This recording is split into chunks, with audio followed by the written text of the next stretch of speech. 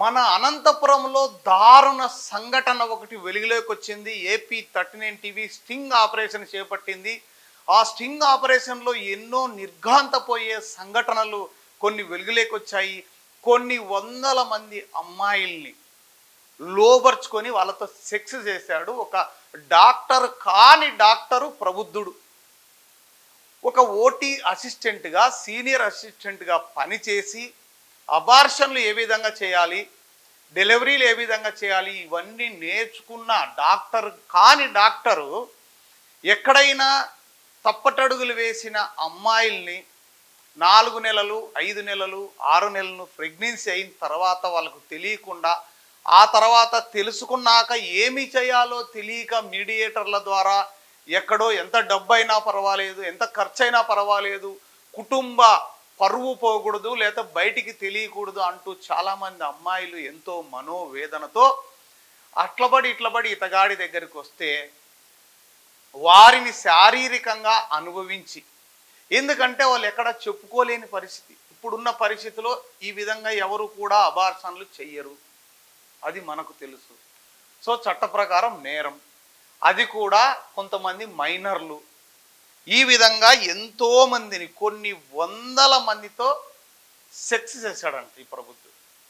ఒక అమ్మాయి నా దగ్గరకు వచ్చి, అన్నా ఈ విధంగా జరుగుతోంది అని చెప్తే, అలా ఎలా జరుగుతుంది అంటే, లేదన్నా మరి లోకల్ అనస్థీసియా ఇచ్చి చేస్తున్నారా, లేదా వాళ్ళకి ఏదన్నా వాళ్ళ దగ్గరకు వచ్చినప్పుడు డ్రగ్స్ ఏమన్నా వాళ్ళకి ఏమన్నా చేస్తున్నారా ఏంటనేది పూర్తి వివరాలు ఇంకా తెలియాల్సింది.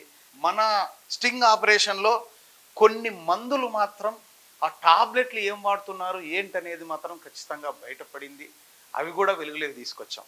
కానీ ఆ ప్రబుద్ధుడు మనం వెళ్ళినప్పుడు, ఆ స్టింగ్ ఆపరేషన్ చేసేటప్పుడు గోడ దూకి పారిపోయాడు. అక్కడ అబార్షన్ కోసం వచ్చిన అమ్మాయిలు ఇద్దరు రెడ్ హ్యాండెడ్గా దొరికారు.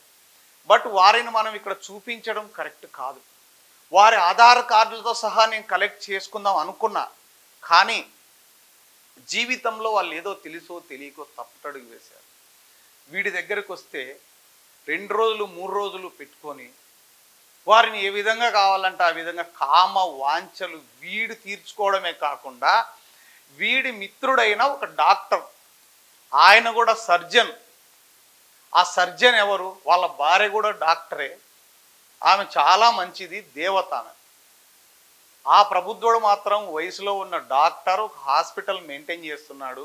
ఆయనకు బాగా క్లోజు. ఏదైనా మరీ కష్టంగా ఉంటే ఆయన్ని వీడియో కాల్లో సంప్రదించి ఈ అబార్షన్లన్నీ చేస్తూ, ఎప్పుడైనా మరీ అందమైన అమ్మాయిలు వస్తే ఆయన దగ్గర కూడా పండబెట్టడం వీడికి అలవాటు. సో ఇప్పుడు కొన్ని వందల అమ్మాయిలు ఈ విధంగా బలైపోయారు.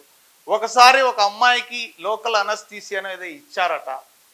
ఆమె వీడు బలవంతం చేసి ఏదో సెక్స్ చేయబోతుంటే ఆమెకు మెలకువ వచ్చి వీడిని బాగా చెప్పుతో కొట్టి, ఆమె ఇంట్లో చెప్పుకోలేక ఆమె ఫ్రెండ్ ఒక ఆమెతో చెప్పుకుంది, ఇలా చేశాడు వీడు, వీడిని ఏం చేద్దామంటే, దేవుడు వాడికి ఏదో రూపంలో శిక్ష అయితే వేశాడు ఇప్పటికే. అయినప్పటికి కూడా వాడు మారకుండా మళ్ళీ అదే విధంగా చేస్తుంటే వీడిని ఏమనాలి? ఎంతమంది అమ్మాయిలు ఇంకా వాడి చేతిలో బలైపోవాలి? వాడు వాడుతున్న మందులు, ఇంజెక్షన్లు అన్నీ కూడా చూసాం. ఆక్సిటోసిన్ అని ఒక ఇంజెక్షన్, అది పెయిన్కో దేనికో వాడతారంట, నొప్పి రాకోకుండా. అవి కూడా మనం వాడు ఏమేమి డస్ట్బిన్లోకి వేస్తున్నాడు, ఆ డస్ట్బిన్లో నుంచి మున్సిపాలిటీ చెత్త కుప్పలేకి ఎక్కడేస్తున్నారు ఏంటి, అవన్నీ కూడా మనం స్టింగ్ ఆపరేషన్ చేశాం. తర్వాత జిటోటెక్ 200 అనేది, తర్వాత ఒక మత్తుకు ఏదో ఉపయోగిస్తారంట, లిగ్నోటైన్ అని ఒక మందు, అది కూడా ఇస్తారంట లోకల్ అనస్థీసియా. ఈ మందులన్నీ ఇవి సిరంజీలు మనోడు వాడుతుండేటివి. కానీ మేము వెళ్ళే ముందు రోజే అన్నీ కూడా మొత్తం సర్ది పెట్టారు. కానీ ఏదేమైతేనేం వాడి వలలో చిక్కుకోవడానికి ఇంకొక 2 అమ్మాయిలు అక్కడ రెడీగా ఉన్నారు. మరి వాళ్ళు ఎక్కడికి వెళ్ళారో తెలియదు. వారి ఫోటోలు, వీడియోలు అన్నీ మన దగ్గర ఉన్నాయి. బట్ వారు కాదు కదా మనం ముఖ్యం. ఈ ప్రబుద్ధుడు కోసం వెళ్తే వాడు గోడ దూకి పారిపోయాడు. కానీ ఏదో ఒక రోజు అయితే వాడిని ఖచ్చితంగా సభ్య సమాజం ముందు వాడిని ఖచ్చితంగా ఇక్కడ ఫోటో వేసి వీడే వాడు అని చూపించే రోజు ఒకటి వస్తుంది. ఈరోజు కూడా ఎందుకు ఇది చూపించాల్సి వచ్చింది అంటే, ఈరోజు ఒక ప్రముఖ దినపత్రికలో డిఎంఎండ్హెచ్ఓ గారు మాకు ఏం కంప్లైంట్స్ రాలేదు, పసితనంలోనే ప్రసవాలు ఎంత ప్రమాదకరమో అనే దాని గురించి ఒక ఆర్టికల్ చూసి బాధ అనిపించి ఈ వీడియో చేస్తున్నా. వాడిని మాత్రం ఒకవేళ దేవుడు క్షమించినా మనమైతే వదిలే ప్రసక్తి లేదు. వాని గురించి ఇంకా కొన్ని ఎవిడెన్స్ కలెక్ట్ చేస్తున్నాను. వాడి పేరుతో చాలా మెడికల్ స్టోర్స్లో బిల్స్ కూడా వాడి పేరుతో ఉన్నాయని మనకున్న సమాచారం. వాడి హాస్పిటల్ సీజ్ చేసినా సరే ఇలాంటి సెంటర్స్ 2, 3 అన్అఫిషియల్గా మెయింటైన్ చేస్తున్నాడు. ఎక్కడ కూడా వాడు 1 నెల 2 నెలల కంటే ఉండదు. కానీ వాడు ఇక్కడ ఏర్పాటు చేసుకున్న డెన్ ఒక పాడుబడిన బిల్డింగ్, దాంట్లో ఎవరు కూడా ఉండరు. కానీ అనంతపురం బస్టాండ్కు నడివొడ్డున ఉంది. ఆ ముందర ఒక టీ స్టాల్ పెట్టించాడు, కూల్ డ్రింక్ షాప్ మాదిరి పెట్టించాడు. అది దాదాపు 4 బెడ్రూమ్లు, పెద్ద హాలు, పెద్ద ఇల్లు. అది అక్కడ చేస్తున్నాడు మనోడు. కానీ ఇన్ని రోజులు చుట్టూ హాస్పిటల్స్ మధ్య ఆ tea stall, cool drink shop, ఎవ్వరికి డౌట్ రాదు. లోపల ఏం జరుగుతుందో తెలియదు. ఎటు పోవాలన్నా కూడా ఆ కూల్ డ్రింక్ షాప్ దగ్గర నుంచే లోపలికి వెళ్ళాలి. దీన్ని మనం ఎన్నో రోజులు వెయిట్ చేసి పట్టుకోగలిగాం. కానీ ప్రబుద్ధుడైతే గోడ దూకి పారిపోయాడు. అక్కడ ఉన్న అమ్మాయిల్ని కూడా మనం కొంచెం కౌన్సిలింగ్ చేసి చెప్పగలిగాం అక్కడ ఏం జరుగుతుంది అనేది. మొత్తం మీద అయితే వాడి బండారం బయటపడింది. కానీ చాలామంది అమ్మాయిలు ఇలాంటి సంఘటనలో తెలుసో తెలియకనో మీరు గనక తప్పు చేసి ప్రెగ్నెన్సీ వచ్చి ఉంటే ఎవరో ఒకరి ద్వారా ఈ విధంగా వచ్చి మీరు మోసపోయేదానికంటే మీ తల్లిదండ్రులకో లేకపోతే మీకు తెలిసిన చదువుకున్న వారికో చెప్పి అఫీషియల్గానే అంటే కొంచెం మంచి డాక్టర్స్ దగ్గరికి వచ్చి కౌన్సిలింగ్ తీసుకొని మీ ప్రాణాల మీదకి తెచ్చుకోకుండా, అలాగే ఇలాంటి వాడి వలలో పడుకోకుండా జాగ్రత్త పడతారని వీడియో చేస్తున్నాను తప్ప ఇంకా ఎంతమంది బలైపోవాలి. ఇప్పటికే కొన్ని 100 మందితో వాడు సెక్స్ చేశాడంట. ఆ అమ్మాయి చెప్తుంటే నాకు బాధ అనిపిస్తుంది. ఆ అమ్మాయి కూడా బాధితురాలే. ఆ అమ్మాయి మనకైతే ఎవరైతే చెప్పారో ఆమె కూడా బాధితురాలే. చెప్పుకోలేక, ఏమి చెయ్యలేక, మనకు చెప్తే మనం రెడ్ హ్యాండెడ్గా పట్టుకోగలిగాం. మరి డిఎంఎండ్హెచ్ఓ ఆఫీస్లో కూడా రిటైర్డ్ అయిన ఒక అధికారి, వీడికి సహాయ సహకారాలు పూర్తిగా మెండుగా ఉన్నాయంట. ఆయన ఎవరు? ఆ రిటైర్డ్ అయిన ఎంప్లాయీ ఎవరు? కాసులకు కకృతిపడి కొడుకులు ఫారెన్లో ఉన్నా కూడా ఇప్పటికి కూడా డబ్బు వ్యామోహంతో ఈ విధంగా వెధవ పనులు చేస్తున్న ఆ అధికారి పైన కూడా ఖచ్చితంగా చర్యలు తీసుకోవాలి. ఇవన్నీ డిఎంఎండ్హెచ్ఓ ఆఫీస్ వారికి తెలియదా అంటే ఆ వ్యక్తి ఎవరు అనేది వారికి తెలుసు. పట్టుకున్నప్పుడు మిడుపులు అందుతుంటాయి. వాడు మళ్ళీ తిరిగి ఇవే చేస్తున్నాడు ఎన్నిసార్లు జరిగినా కూడా. ఎందుకంటే దీనికి ఈజీ మనీకి అలవాటు పడ్డాడు. 20,000, 30,000, 50,000 గంట లోపల అలా చిటికేస్తే సంపాదిస్తున్నాడు. మిడ్ నైట్ చేస్తాడంట. ఏ టైంలో చేస్తాడో తెలియదు. ఇంకా ఆశ్చర్యం ఏంటంటే స్కానింగ్ మిషన్ వాడి దగ్గర ఉంది. దానికి ఒక గైనకాలజిస్ట్ దగ్గర ఎన్నో సంవత్సరాలుగా పనిచేసిన ఒక సిస్టర్, అంటే సీనియర్ ఓటీ అసిస్టెంట్ అంటారో మరి ఆమెను ఏమంటారో నాకైతే ఐడియా లేదు. కానీ ఆ మేడం స్కానింగ్ చేసి ఎలా ఎన్ని నెలలు ఉంది, బాబునా లేదా పాపనా అని చెప్తుందంట మేడం. ఆ మేడం కూడా త్వరలో పట్టుకోబోతున్నాం. ఆ మేడం కూడా చాలాసార్లు వార్నింగ్ ఇచ్చాం. అయినా ప్లేసులు మారుస్తూ పోతున్నారు. మన దగ్గరికి సమాచారం వచ్చేసరికి అది ఖాళీ చేసి ఉంటారు. అది ఎలా చేస్తున్నారు? ఎవరైనా ఏఎన్ఎంలు కావచ్చు, ఆయాలు కావచ్చు, పల్లెటూరు నుంచి ఈ విధంగా ఒకరి ద్వారా ఒకరికి ఇదంతా చైన్ లింక్ వచ్చినా వాళ్ళని ఆటో ఎక్కించి ఒక ప్లేస్లో దింపిన తర్వాత అక్కడి నుంచి మళ్ళీ 2 వీలర్లో తీసుకుపోయి మళ్ళీ అక్కడి నుంచి వెహికల్ మార్చి అలా ఇలా తిప్పి కేవలం ఆ ఎవరైతే పేషెంట్ అబార్షన్ కోసం వచ్చింటారో లేదా స్కానింగ్ కోసం లింగ నిర్ధారణ కోసం వచ్చింటారో వాళ్ళకు కూడా ప్లేసులు తెలియకుండా తీసుకుపోతున్నారు. అక్కడున్నవి మళ్ళీ ఇంకొక నెలకు మళ్ళీ మార్చేస్తున్నారు. ఇంకా ఈ మధ్య కొత్త దందా ఏంటంటే ఒక మారుతి వ్యాన్లో బ్లాక్ స్టిక్కర్స్ వేసుకొని చుట్టూ దాంట్లోనే స్కానింగ్ పెట్టారు. ఆ వెహికల్ ఎక్కడ పడితే అక్కడ ఆపేసి దాంట్లోనే అంటే వెహికల్లోనే స్కానింగ్ చేస్తున్నారంట. దాంట్లోనే బ్యాటరీ సెటప్ అంతా చేసి అంటే ఈ విధంగా నయా దందా అనంతపురంలో నడుస్తోంది. మరి సినిమాల్లో చూసాం ఎక్కడన్నా కానీ ఈ విధంగా ఒక మారుతి వ్యాన్ సొంతంగా కొనుక్కొని దానికి అన్ని చుట్టూ క్లాత్ బ్లాక్ స్టిక్కర్స్ వేసి అక్కడ వచ్చిన వాళ్ళను ఆ మారుతి వ్యాన్లోనే స్కానింగ్ చేసి పాప బాబా ఎవరనేది చెప్తున్నారు. వేలకు వేలు తీసుకొని ఇంత హైటెక్ స్కానింగ్ సెంటర్ అనంతపూర్లో నడుస్తుంది. ఇక ఈ వందల మంది అమ్మాయిల పరిస్థితి ఏంటి అంటే ఏమో మరి ఏమీ చేయలేక తప్పు చేసినారు కాబట్టి ఒక తప్పు చేసినా రెండు తప్పులు చేసినా తప్పు తప్పే కదా అని వీడి కౌగిళ్ళలో లొంగి చాలామంది బలైపోయారు.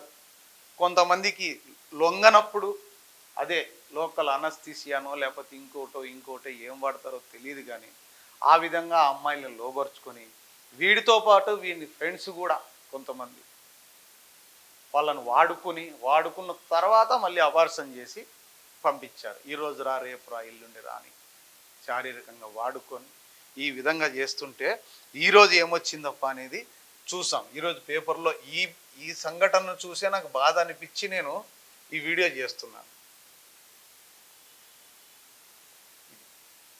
పసిప్రాయంలోనే ప్రసవ వేదనలా అంటూ కూడా పొద్దున్నే పేపర్ చూసిన తర్వాత ఈ వీడియో నేను చేసి స్టింగ్ ఆపరేషన్ చేసి దాదాపు 3-4 రోజులు అయింది. కానీ ఇంకా మరిన్ని వివరాల కోసం వెయిట్ చేస్తున్నాం. కానీ అంతలోపల ఇది మనసు చలించి వేసింది.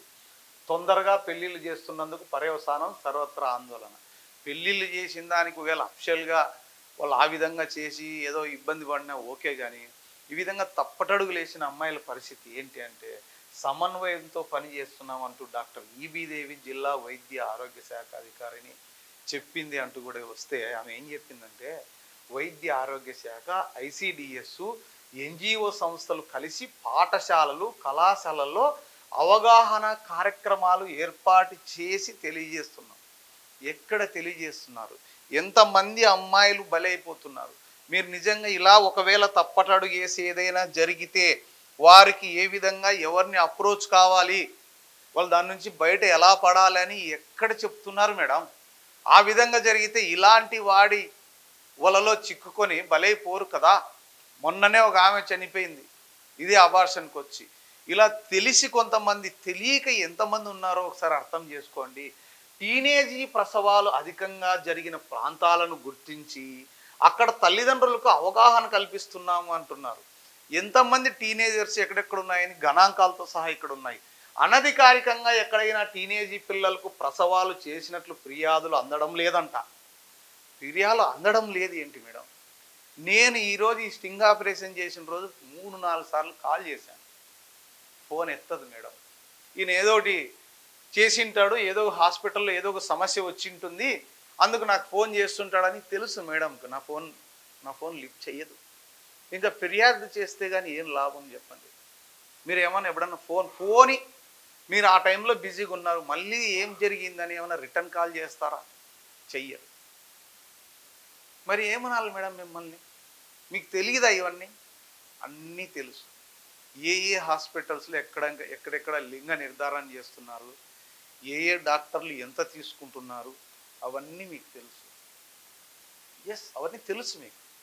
కానీ మరి ఎందుకో చూడు, నిబంధనలు అతిక్రమించి ఎవరైనా ప్రసవాలు చేస్తే బాధ్యులపై ఖచ్చితంగా చర్యలు తీసుకుంటాం.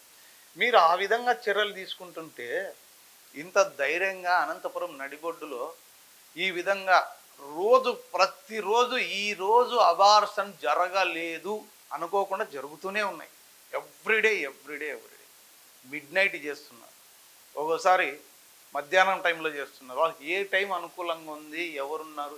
ఇంకా ముఖ్యంగా మీ ఆఫీస్ నుంచే వాళ్ళకి ఫోన్లు పోతాయి. ఈరోజు మేడం ఉందా, క్యాంపులో ఉందా, ఎక్కడుందని ఏమన్నా జరిగినా వెంబడే వాళ్ళకి ఫోన్లు వస్తాయి. నేను అక్కడికి వెళ్ళిన మరుక్షణమే ఫోన్లు పోయినాయి. నాకు ఎవరెవరో ఫోన్లు చేశారు, మీరు అక్కడ ఏదో స్టింగ్ ఆపరేషన్కి పోయారంట, పట్టుకున్నారు. మేడం ఇవన్నీ తప్పు అనిపించట్లేదా? ఎందుకు ఈ విధంగా చేస్తున్నారు? చూడండి, మరి ప్రసిపాయంలోనే ప్రసవ వేదన అనుభవిస్తున్నారు. గత 5 నెలల్లో, ఓన్లీ 5 months, 5 నెలల్లో గుమ్మగట్ట పిహెచ్సి పరిధిలో ప్రైమరీ హెల్త్ సెంటర్లో 583 మందికి సాధారణ ప్రసవాలు అంటే నార్మల్ డెలివరీ జరగగా ఇందులో 124 మంది అంటే 18 సంవత్సరాల లోపు, అంటే వాళ్ళకు 16 సంవత్సరాలకో 17 సంవత్సరాలకో పెళ్లి చేసి ఉండాలి.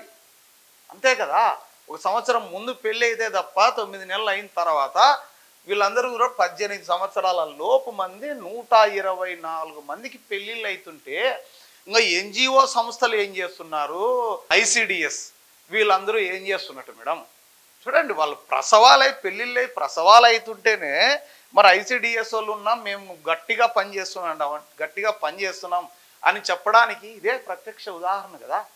124 మంది డెలివరీ అయినారంటే వాళ్ళకు 18 సంవత్సరాల లోపు, వాళ్ళకి ఎప్పుడు పెళ్ళి అయ్యిండాలా మరి మనకు తెలియదా? మరి ఎవరిని ఎడ్యుకేట్ చేస్తున్నారు మీరు? తల్లిదండ్రులు ఎడ్యుకేట్ చేస్తున్నారా, పిల్లల్ని ఎడ్యుకేట్ చేస్తున్నారా? ఎవరిది తప్పు? అలాగే ఆవులగట్ట పిహెచ్సి పరిధిలో 495 సాధారణ ప్రసవాల్లో 87 మంది బాలికలు అంటే 18 సంవత్సరాల లోపు వాళ్ళు.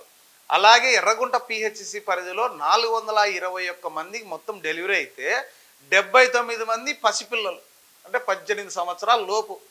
కురుగుంట పిహెచ్సి అనంతపురం కూతవేటు దూరంలో ఉన్న కురుగుంట పిహెచ్సి పరిధిలో 1246 మంది డెలివరీ అయితే 122 మంది టీనేజ్ ప్రసవాలు ఉన్నాయంటే ఎంతమంది పరిణితి లేని వయసులో ప్రసవ వేదన అనుభవిస్తున్నారో అర్థమవుతోంది.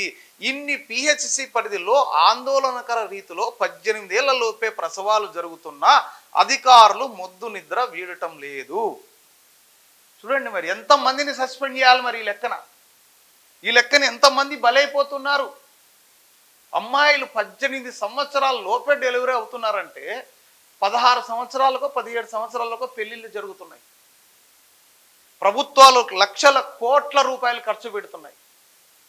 మరి జీతాలు తీసుకుంటున్న అధికారులు ఏం చేస్తున్నారు? ఎన్జిఓ సంస్థలు ఏం చేస్తున్నాయి? ఇక మెయిన్ న్యూస్లోకి వేస్తే కొంతమంది తల్లిదండ్రులు బాల్య వివాహాలను అరికట్టేందుకు క్షేత్రస్థాయిలో పలు కార్యక్రమాలున్నా ఆశించిన ఫలితాలు రాలేదు.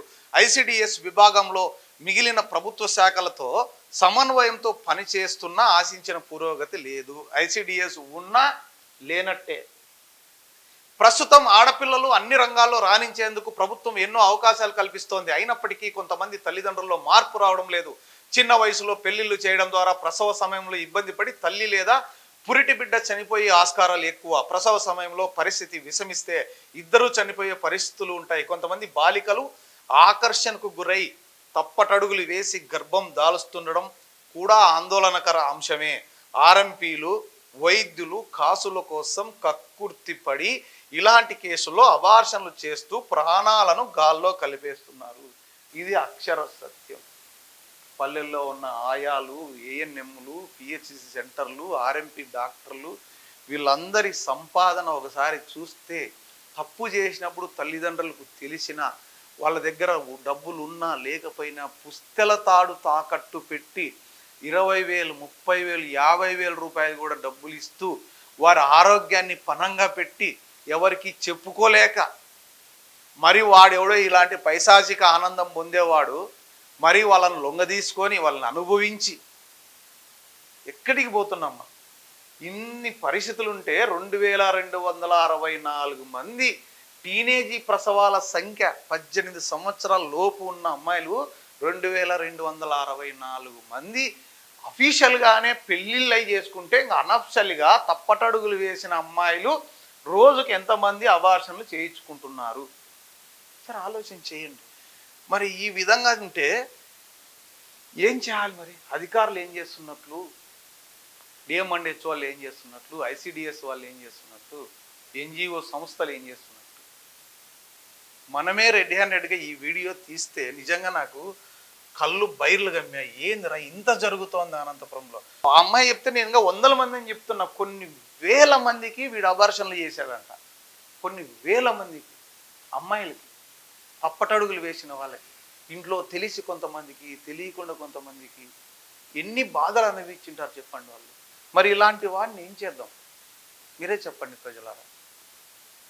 అందులో మన అమ్మాయి ఎవరన్నా ఉంటే, మన అక్కో చెల్లెల్లో ఉంటే, మన కూతురు ఉంటే ఏంటి పరిస్థితి? వీడిని నరరూప రాక్షసుడు అని ఆ అమ్మాయి చెప్పి బోరుమని ఏడ్చింది నా దగ్గర. మనసు చాలా బాధపడి బరువెక్కిపోయిందని చెప్పి. కోర్స్ తప్పులు అందరూ చేస్తుంటారు, ఒకసారి రెండుసార్లు తప్పు చెయ్యని మనిషి అంటూ ఉండడు. కానీ ఎన్నిసార్లు తప్పు? ఒకసారా రెండుసార్లు? ఒక అమ్మాయా ఇద్దరు అమ్మాయిల? వందల అమ్మాయిలు. షట్. మళ్ళీ వాడు లోపల ఫార్మసీ అని పెట్టుకున్నాడు. చూడండి, ఇవన్నీ నేను స్వయంగా వెళ్తే కవర్లు, ఆ ఇంజెక్షన్లు అన్నీ దొరికాయి. ఇద్దరు అమ్మాయిలు, ఆ అమ్మాయిలు కూడా చూపిస్తా లాస్ట్లో. ఇక్కడ బ్లర్ చేశాము, ఇక్కడ వాళ్ళతో నేను మాట్లాడాను, నేనే స్వయంగా మాట్లాడాను. ఒక మారుమూల విలేజ్ నుంచి వచ్చారు వాళ్ళు, చదువుకుంటున్న పిల్లలు. తెలిసో తెలియకో తప్పటడుగులు వేసి వీడి వల్ల చిక్కుకోకూడదని మనం ఆ రోజు రెడీ అండ్ రెడీగా పట్టుకున్నాం. చూశారా ప్రజలారా, మన అనంతపురములో ఇంత జరుగుతున్నా మరి అధికారులకు తెలియదా అంటే అది నా దగ్గర ఆన్సర్.